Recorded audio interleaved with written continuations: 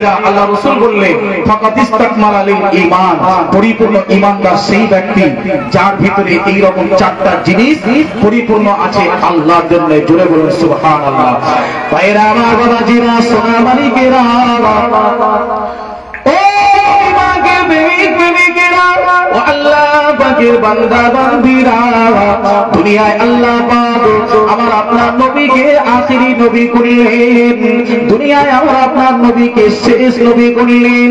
আমাদের নবী আসার আগে দুনিয়ায় 1 লক্ষ মতান্তরে 2,24,000 নবী পয়গম্বর আলাইহিমুস সালাম আল্লাহ পাক যুগে যুগে যুগে যুগে পাঠিয়েছেন। সর্বপ্রথম আদি পিতা হযরত আদম আলাইহিস সালাতুস সালাম, তিনি দুনিয়াতে এসেছেন। হযরত দাউদ আলাইহিস সালাতুস সালাম দুনিয়া এসেছেন। হযরত হুদ আলাইহিস সালাতুস সালাম দুনিয়া এসেছেন। এমন করে যুগে যুগে যুগে যুগে আল্লাহ পাক নবী আলাইহিস সালাতুস সালাম দেরকে দুনিয়ায় পাঠিয়ে দিলেন। এমন করে শেষ নবী হিসাবে নবী কুলের শিরোমণি দয়ার নবী, বিশ্ব নবী, রাহমাতুল লিল আলামিন আমার আপনার নবীকে শেষ নবী, শেষবারের শেষেতে আমার আল্লাহ দুনিয়ায় পৌঁছে দিলেন। জোরে বলুন ও যুবকেরা, সোনা মানিকেরা, ও আমার মুরব্বী বাবাজিরা, পর্দা নিশিনা আমার মায়েরা, বোনেরা, মহিলারা, আমরা সেই আখিরি নবীর উম্মত হয়ে এসেছি। দুনিয়ায় আমাদের হায়াতটা খুব কম, দুনিয়ায় আমাদের বেঁচে থাকার সময়টা খুব কম। কেননা আমাদের নবী আখিরি নবী, বিশ্ব নবীকে আল্লাহ পাক দুনিয়াতে অল্প সময় হায়াত দিয়েছিলেন, মাত্র 63টা জীবন হায়াত দিয়েছিলেন। 63টা বছর জীবনে হায়াতে আমার আপনার নবী দুনিয়ায় ছিলেন। তারপর আমার আল্লাহ আপনার আমার নবীকে দুনিয়া থেকে পর্দাখানা করে নিয়েছেন। ও যুবকেরা, সোনা মানিকেরা, সেই নবীর উম্মত আমাদের হায়াতখানা বেশি বড় নয়, আমাদের হায়াতটা বেশি নয়, আমাদের হায়াতটা কম। এমন করে হযরতে আদম আলাইহিস সালাতুস সালাম আল্লাহ পাক যিনাকে প্রথম নবী করে দুনিয়ায় পাঠালেন, প্রথম নবী হয়ে দুনিয়ায় আসলেন, ওই নবী আদম আলাইহিস সালাতুস সালামকে আমার আল্লাহ 1000 হায়াত দিয়েছিলেন, লম্বা চওড়া হায়াত দিয়েছিলেন। তিনি তিনার 1000 হায়াত থেকে 40টা বছর তিনার আওলাদ সালাম 125 বছর হায়াত খানা পেলেন।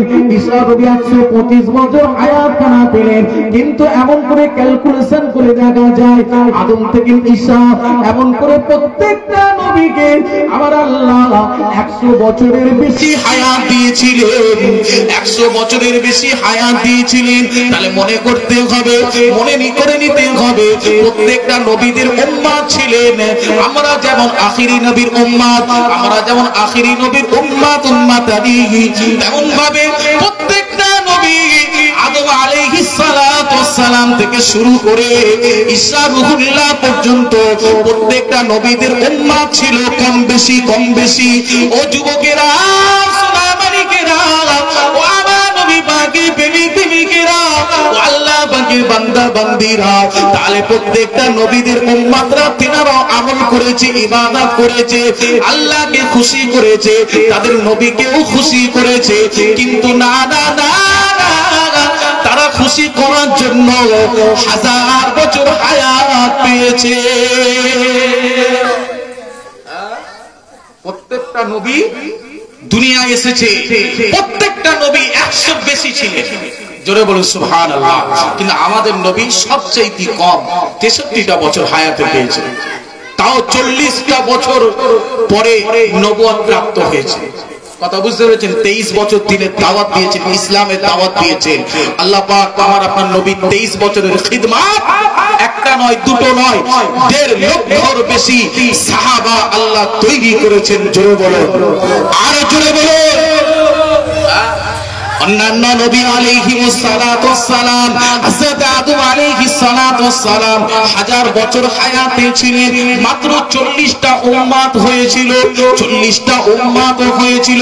কিন্তু কথা এটাই, হাজার বছর হায়াত যখন নবী আদম আলাইহিস সালাম পেলেন, তার উম্মতরাও তিনারাও হাজার বছর আল্লাহর ইবাদত করলেন, হাজার বছর ধরে আল্লাহর মনোনীত আমল করলেন, ইবাদত করলেন, আল্লাহকে রাজি খুশি করলেন। ও ভাইজানেরা, ও যুবকেরা, সোনামানিকেরা, ও আমার নবী পাকের প্রতি আমল করলেন, ইবাদত খানা করলেন, তারা এত ইবাদত করলেন, আমল করলেন।